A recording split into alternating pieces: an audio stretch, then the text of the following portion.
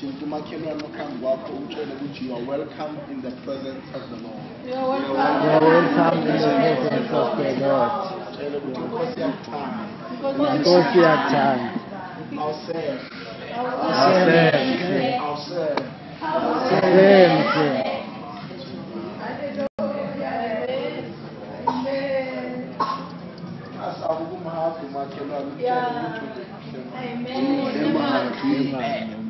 Hallelujah. Hallelujah. It's good to go to the born and that. I want to speak namhlanje ngezimbalwa ezibalulekile that ezizobonakalisa ubukhulu kaNkulunkulu empilweni zethu whenever we know and beware of them. Hallelujah. Amen. Hallelujah. Namhlanje abantu abaningi mangidlule eCosmos City inkonzo eziningi zivale indlela ziyathanyela ziloku zithanyela amabala. Then I remember, according to Roma, this time is the time when uJesu bekahamba phezu kwedonki agibele idonki baqula abantu bathi hosana hosana to the Son of God. Hallelujah. Amen. Now iBhayibheli lithi ila sizofunda khona-ke manje.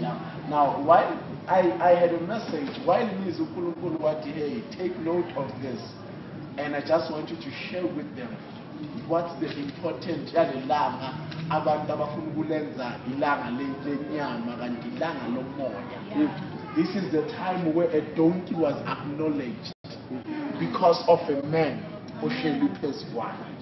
Thinta umakhelwane umtshele ukuthi kukhona ohleli phezu kwayo. Hallelujah. Mark chapter 11. Ngizozama ukuthi nje very fast ukuthi sibe ne-meeting yethu. Hallelujah. From verse 1 eating. And when they came nigh to Jerusalem unto Bethphage and Bethany at the Mount Olives, there he sendeth 42 of his disciples and said unto them, go your way into the village over against you, and as soon as you enter into it, ye shall find a colt tied, whereon never man sat on it. Loose him, bring him. There is loose him, bring him.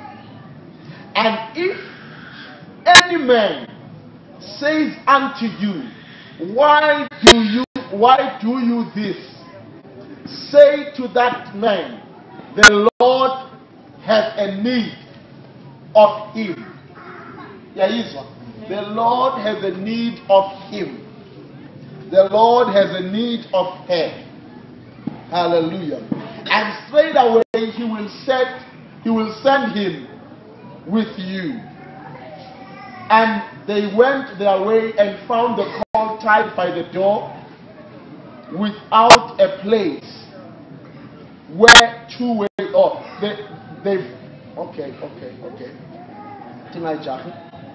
And they went their way and found the colt tied by the door without, in a place where two ways met, and they loosed him. And a Satan of them that stood there said unto them, what do ye loose the colt? And they said unto them, even as Jesus had commanded. And they let them go. And they brought the colt to Jesus and cast their garment on him, and he sat upon him. And many spread their garments in the way, and others cut down branches of the trees and stood them in the way. And they that went before, they that followed, cried, saying, Hosanna, blessed is he that cometh in the name of the Lord. Blessed be the kingdom of our father David, that cometh in the name of the Lord. Hosanna in the highest. And Jesus entered into Jerusalem and into the temple, and when they had looked around upon all the things, and now the eventide was come, he went out unto Bethany with the 12. Hallelujah. Amen. Father, I thank you and I glorify you for the reading of the word in Jesus' mighty name. I give you all the glory, the honor, and the praise in Jesus' name. Amen. Now, last corner we are reading the Bible Jesu moving around Bethany at Jerusalem. Hallelujah. Jerusalem is a city kaNkulunkulu. Hallelujah. When you read about Jerusalem, iBhayibheli likhuluma ngeJerusalem ngendawo ezimbili. Hallelujah. Now you will understand that in Jerusalem is the place lapho uNkulunkulu azikhethele yona, and it is the very same place uNkulunkulu ayipha igama. Hallelujah. When abantu kumanje sigcwele lana uzozwa wonke umuntu cries about the new Jerusalem izulu. Hallelujah.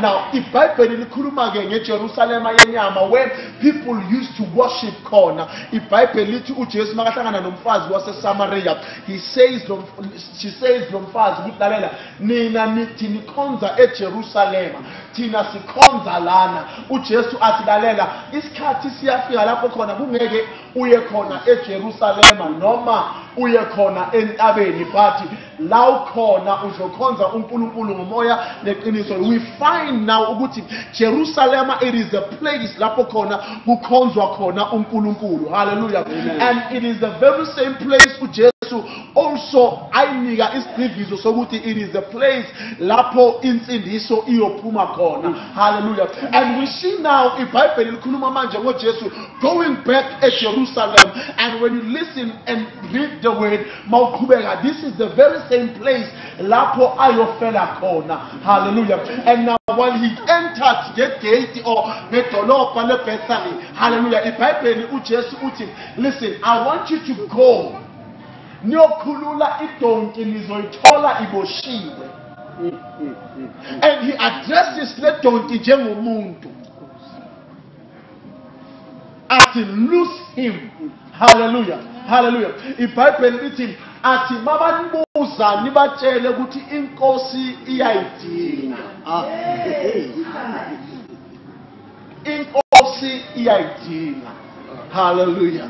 Hallelujah. iBhayibheli lithi abafundi bakaJesu bahamba, mabahamba bayokhulula le donki bayayibona, but iBhayibheli liseta amanye amazwi lawa angithusayo. Lithi iBhayibheli bayithola endleleni la indlela endaweni la indlela ezimbili zihlangana khona. Have you ever been in a place lapho khona indlela eziyi-2 ziyaqala ziyahlangana? Wazi ukuthi mawusekuleyo ndlela, this is the time for your solution. There's a place lapho khona indlela zimbili ungazi ukuthi ukhethe yipi. Whatever you choose, it seems wrong.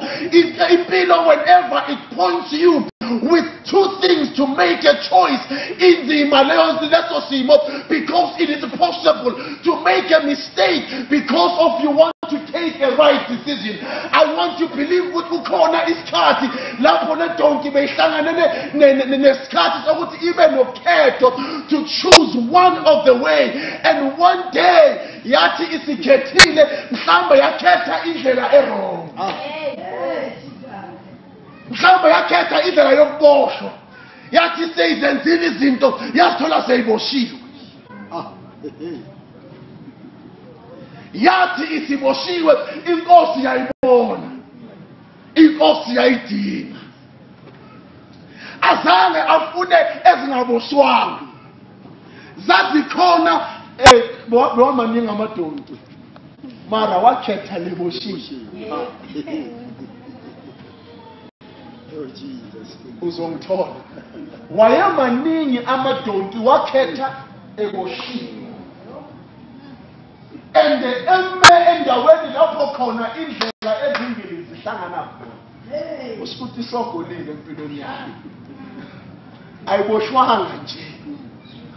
Ayiboshwanga nje. Hallelujah. Hallelujah. Hallelujah. IBhayibheli likhuluma ngo-Eva ehlangabezana noSathane in the Garden of Eden. And the Bible lithi when uEva ekhuluma noSathane, uSathane wathi iBhayibheli lithi uSathane wakhuluma naye ukuthi amehlo wakhe avuleke akwazi ukuhala. IBhayibheli lithi iBhayibheli uEva makabona isihlahla wasihalela. Wabona siyi enhle yokuthi ingadliwa. Hallelujah. Hallelujah. Have you ever been in a position where uNkulunkulu uthi where imezwa kithi? Have you ever been in a place where there are two decisions that you need to take? Paul asked, when I want to do good, I don't do.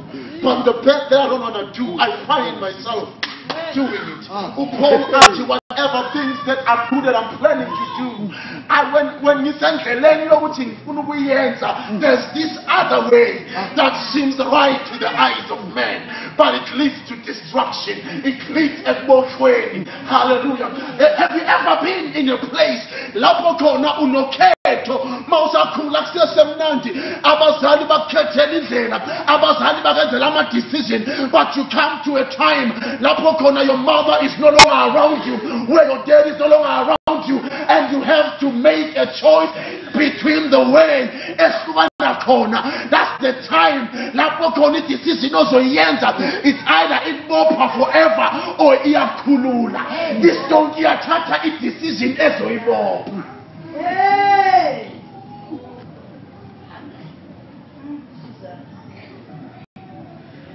Totally fati diyahlangana diyahlangana ke ngathi ngifuna ukubakhatha abangani ngazibona ngibophekile egoyini ngingasakwazi ukuyeka i-decision encane indlela beziyi-2.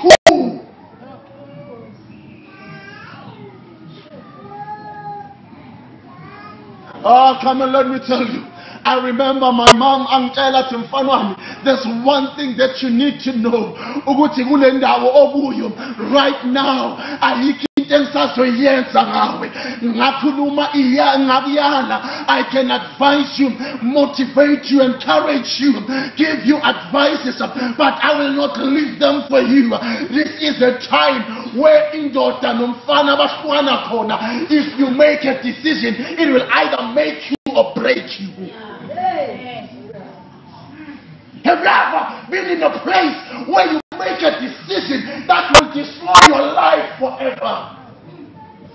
I've seen young women and young men making decisions. One decision when they are faced with 2 ways and say, which one do you take? Jesus says there are 2 ways. One seems right to the eyes of men and it leads to destruction, and there's another way that seems foolish unto men, but its end it is for eternal. If Bible listed, the other one is narrow, the other one is wild. Have you ever been in a place where the narrow one is boring and hard, but the wild one, it is nice and funny to the flesh, but it's decision? Have you ever been in that place?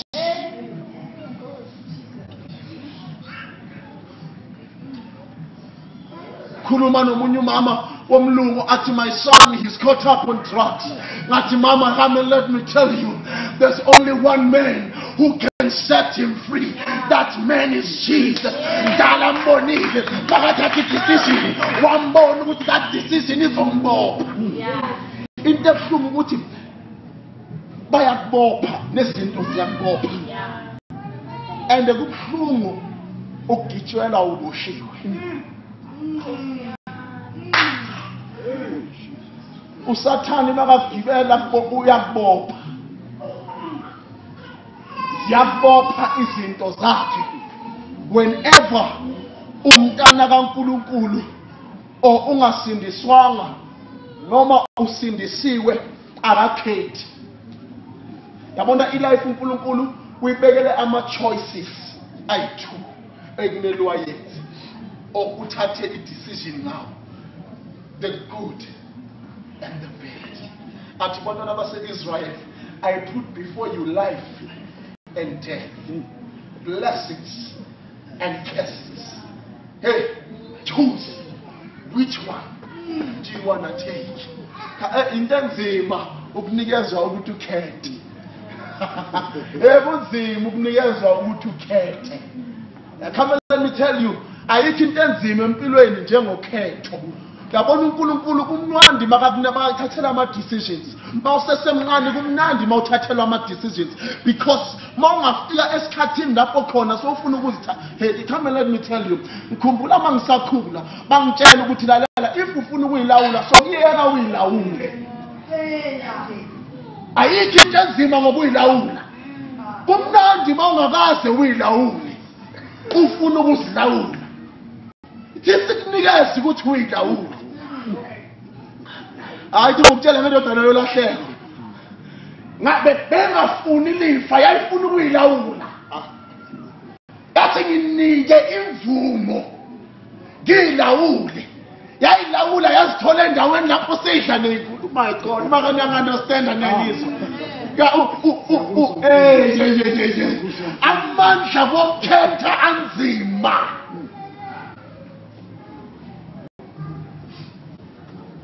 Unzima man, unzima.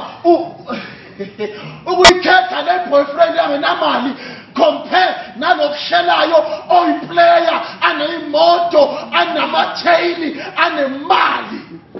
Ubona ukuthi uzokulimaza odlala ngawe but unzima. Inzima le.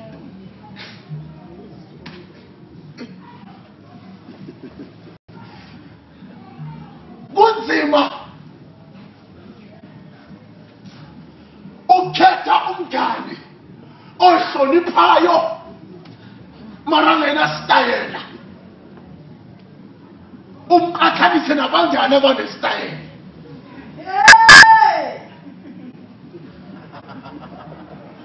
Things are coming and are happening this side. Things are not happening, but you know that if you can be like here.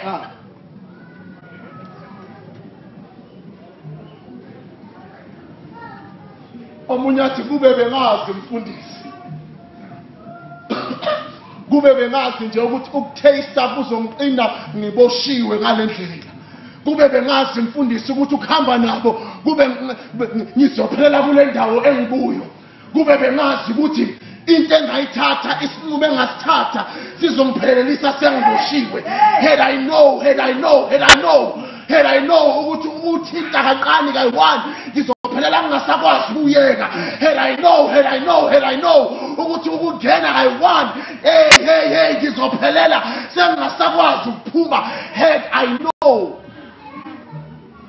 ukuthi ngizama kakhulu ukuziclika, ngizama kakhulu ukuzifaka, ngenza konke kusemandleni ami ngize ngiluza ubumina, ngizama ngayonke into. Ufuna ukukhetha. Kube bengazi ukuthi it's just a waste of time. They don't love me. They don't care about me. Had I know ukuthi abanye ama water pot. Had I know Tinkhulume nawe kancane kube bengazi. Kube wazi ukuthi le relationship oyikhethayo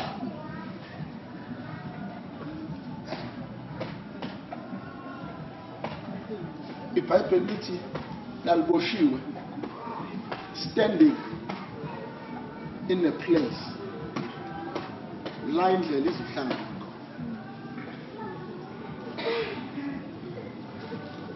I could imagine when my mama told her she was 15 years old. She was a young, beautiful girl. When I look at her, I'll even say, "Das fala skajo."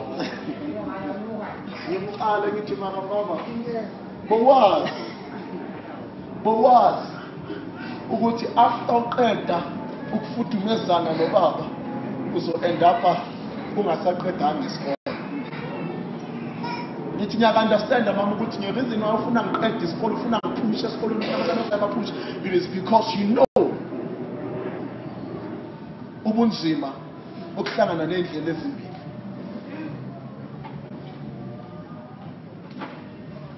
iSouth Africa igcwele ngabantu abathatha bahlangabezana nendlela ezimbili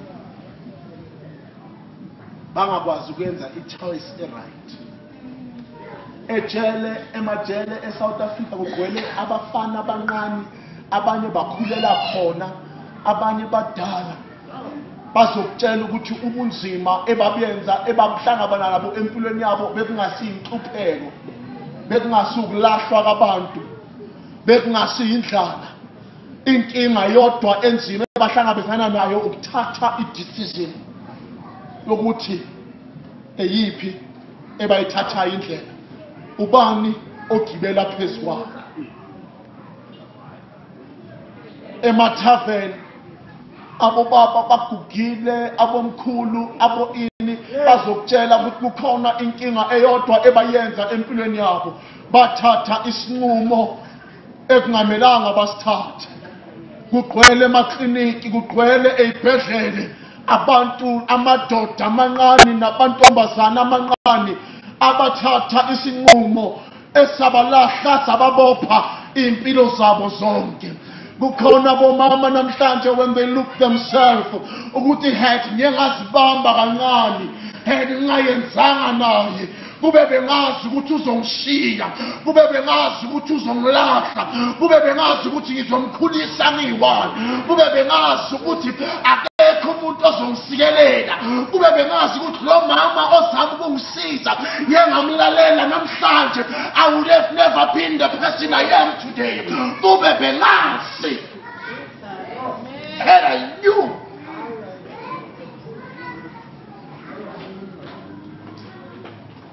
The power of making a decision.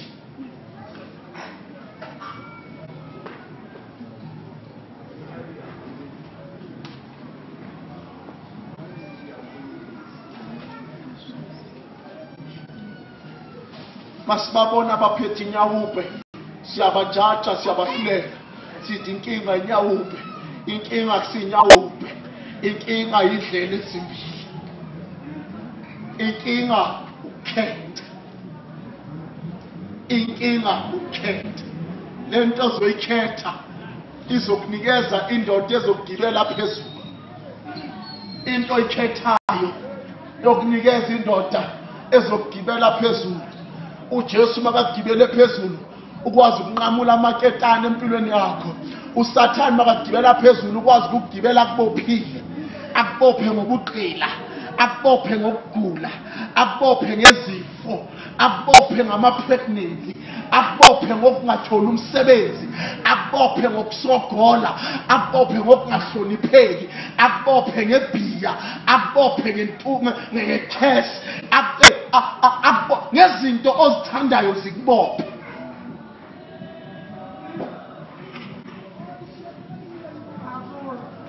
Ngicela ukushumayela. Hallelujah.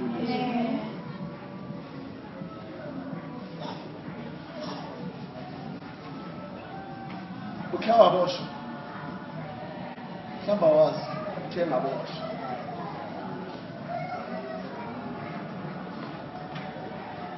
Have you ever been in a place lapho khona uzwa ukuthi manje ufuna ukuzenzela izinto manje awukwazi ukuzenza izinto ngesikhathi sakho?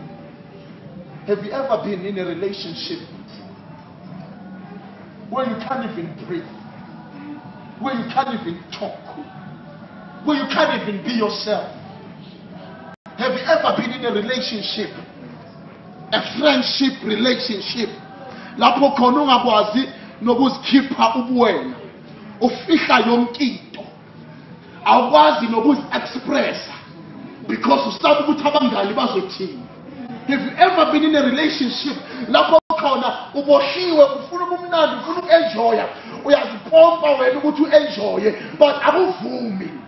Have you ever been in that place wazi ukuthi ukhethe indlela ekubophile elifini yakho? One day,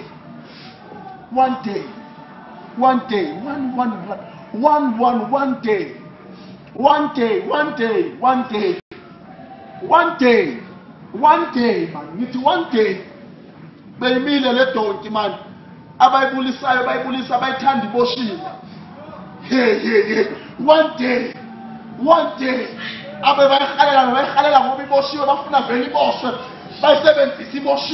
One day amadoda bewathi wandlula ayishela iboshiwe kungenayo ofuna ukuyikhulula. One day abantu bebayihlonipha bayipretendela bayibona ukuthi iboshiwe bayithande abantu ababhekile babajika bayihleka ukuthi uboshiwe. One day there was a man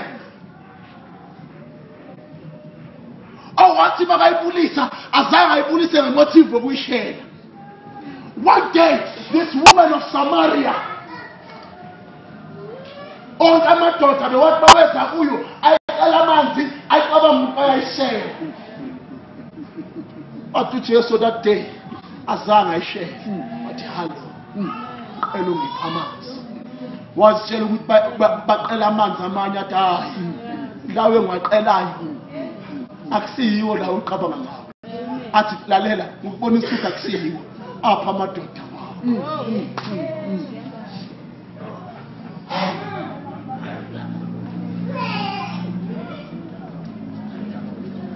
Athi lalela hayi anginawo amadoda athi hayi vele ukhuluma iqiniso nalona akusiya wena unayo uboshiwe wena uboshiwe uyasetshenziswa. Awuyithandi into yiyo awuthandi ukungabi nayo indoda awuthandi ukungabi nayo impumelo phambili awuthandi ukungabi nayo umfazi. Inkinga nje ukuthi uboshiwe. And mawuboshiwe yikho into ozoyenza abantu bazohlala nawe ney'ngane zizofika zigibele zidlule ngoba uboshiwe awukwazi ukuyilwela. Uboshiwe uyidonki mani ithi sikutshele donki nami ngiyazi ukuba idonki ngikhe ngaba yiye boshiwe. Ngambona uNkulunkulu ngoba wangibona ngathi sengihambile ngizulile sengihlulekile abantu bangasanginaki bangidlula kuphela ngoba ngiboshiwe. iBhayibheli lithi uJesu wambona sekude athi lalelani khona lapha eBhabhiloni khona lapha eDaveyton I want you to go. Ikhona idonki ezansiprayed honey too nizoyithola iboshiwe. Abantu sebayayihleka nizoyithola iboshiwe. Abantu bahleba ngayo nizoyithola iboshiwe. Ayisenasi isithunzi nizoyithola iboshiwe.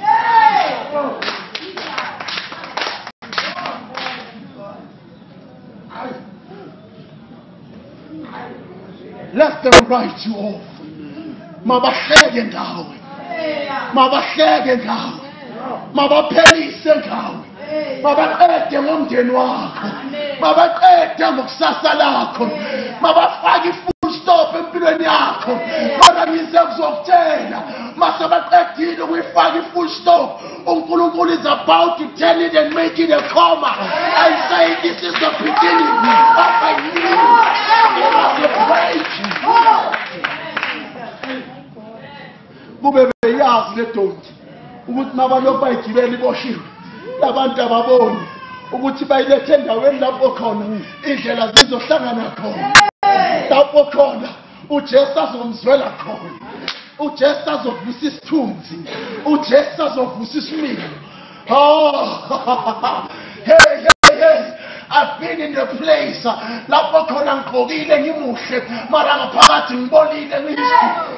I've been in the place lapho khona ngizigqokile ngizishayile ngithengile konke but ngibonile ngaphakathi ngingahlonishwa. Abantu banginyanya abantu bakhafula. Ngiyambonga uJesu ukuthi ke bakafika empilweni yami wathi lalela lana mina ngizogibela abantu babona inkazimulo yami. Have you ever been in that place?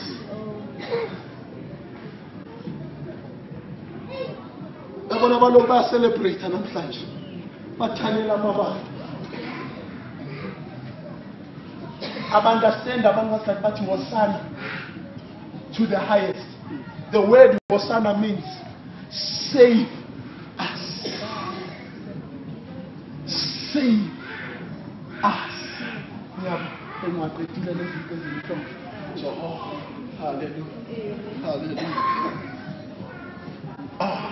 Ati save us. Yazi why bebakhala bathi save us. Wena uqona bathi usana bajabula, usana badafreza, usana bathi save us, Lord.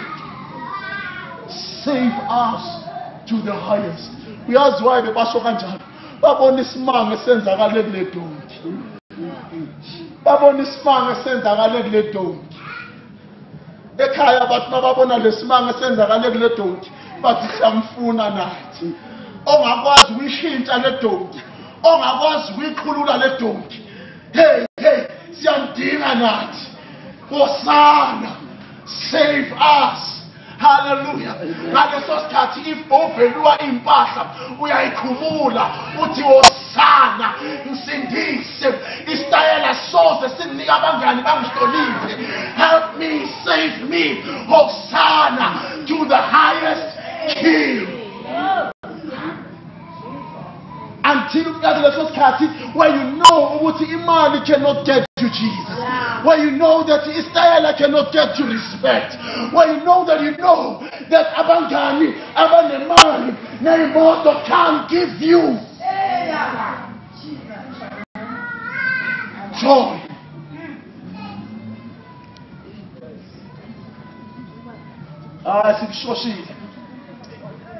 Simshoshile. Izolo bengihleli nabanye abangani bami bamakhafuli nabafazi babo, sinamadoda lapha baroundene lapha baphethe le wash le secret leli nama-brand wabo bayaphuza lapha, mayikhombe kuwe uyaphuza. Thulile ngibabhekile ngithi uNkulunkulu ngiyabonga.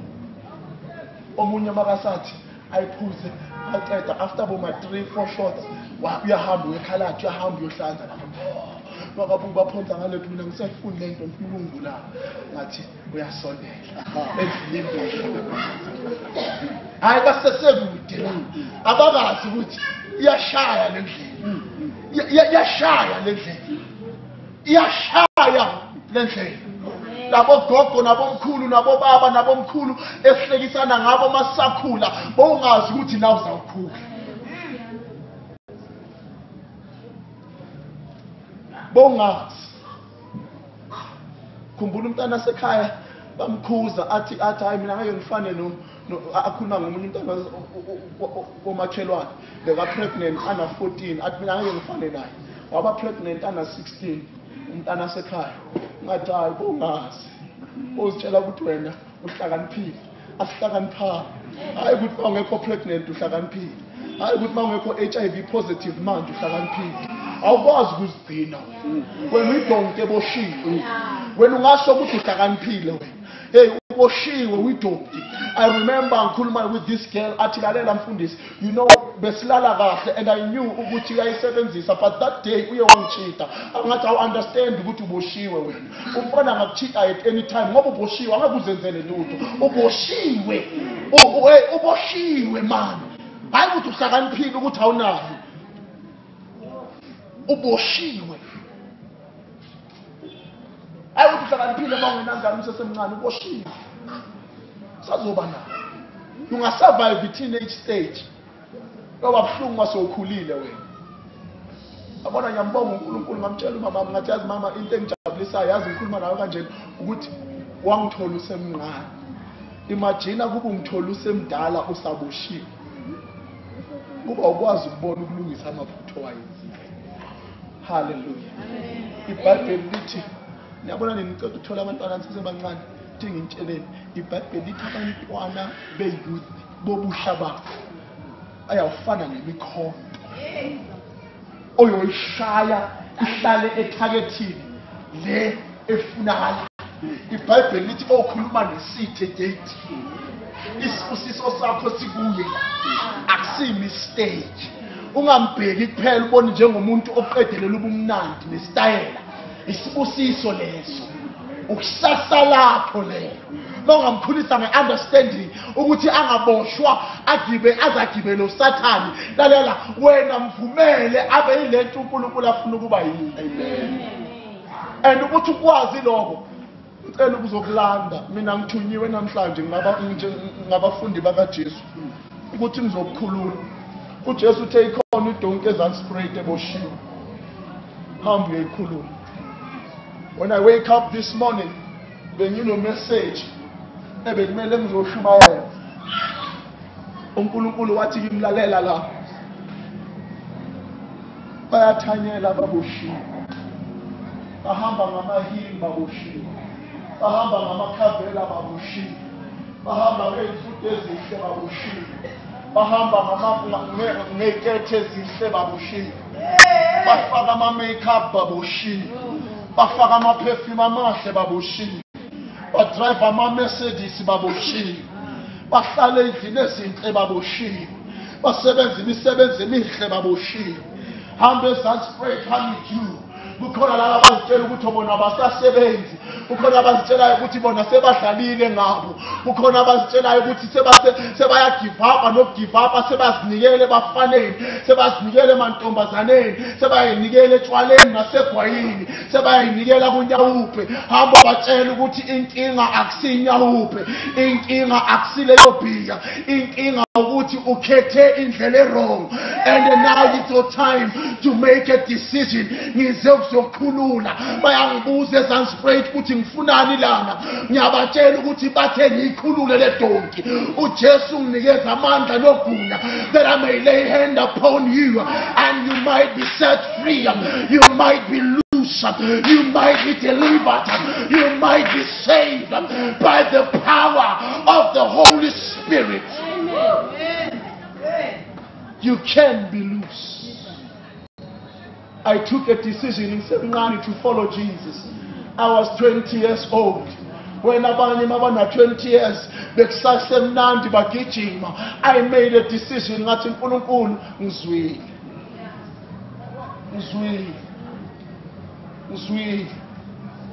Ngizwile. Bangihleka bathi ngislip. Bangani bami continued, baba ama-player, baba i-all-band. Baphume elikini sashisa ngathi uNkulunkulu yazizwa ukuthi ngiboshiwe. Ke wahamba ungaphethanga nix, ungatholana nix, makuze ukuthi yasinda. Usinda. Khona abaningi benu niyezwa noma nihamba nje ufila isiyezi nje ngathi ungafika uhlale phansi. Obuyasindwa manje ukhathele. Abanye benu senizicabanga nokuyibulala ngenxa lempilo ongayifuni ukuyiphila. Abanye benu sesizonda nasemakhaya wethu. Siboshiwe. Siboshiwe. Siboshiwe. There's one person in life that will love you. Noma kuthethisa kuthuka, that's your mom and your father. There are people that will love you when kunzima. Sibuze sokuthela. Masogula thina singabantu sizokuvakashela sibone ukuthi usaphila na. Masibona ngathi awusaphila. Limbonile ya selubibopha. If we ask ukuthi uboshiwe ufuna ukukhulula, azange bathi bayicela, azange bafike bacela bathi donki sicela ukukhulula, bathi uboshiwe khulula lo muntu. Wena ufuna ukuncenga awuza ngokutshela wena uboshiwe, uboshiwe uboshiwe. I've met this woman at Unifundisi. She was a ZCC woman, and when we prayed for her, she started rolling and rolling as Shala Mapambi. Then we asked her, at Mfundisi, you don't understand. Impilo ya ngabuza ngathi wena ngitshela impilo yakho yini masika delivered ngathi what was your life uphila kanjani aqale ngafundisa I will go out ebusuku mangifulala mangizwa ukuthi manje ngifuna nendoda whether umuhle whether if angithola umuhle whether unjani udakiwe I will take you ngikufake kwami double story nje enkulu ngifake kwami senze leyo nto mawuqeda uhambe ngifila right ngathi you uboshiwe khona umoya wobufebe okwazi ukubopha amadoda ubophe nabafazi uzibuza ukuthi inkanuke ngaka why were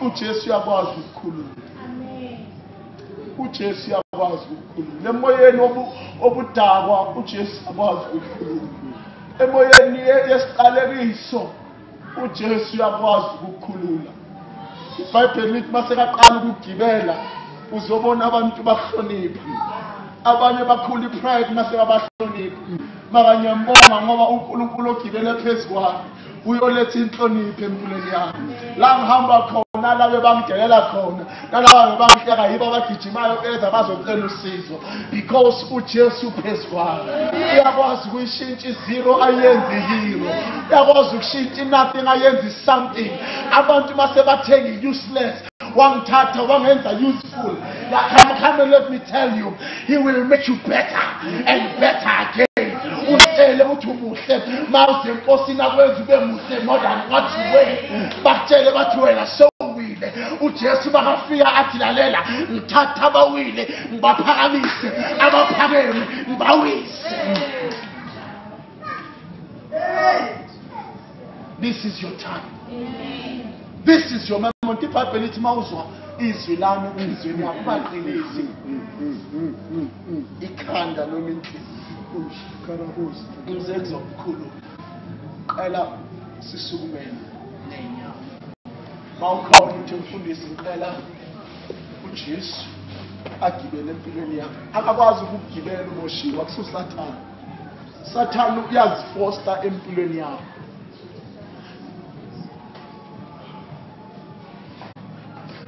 but le inamandla uyi-gentleman uNkulunkulu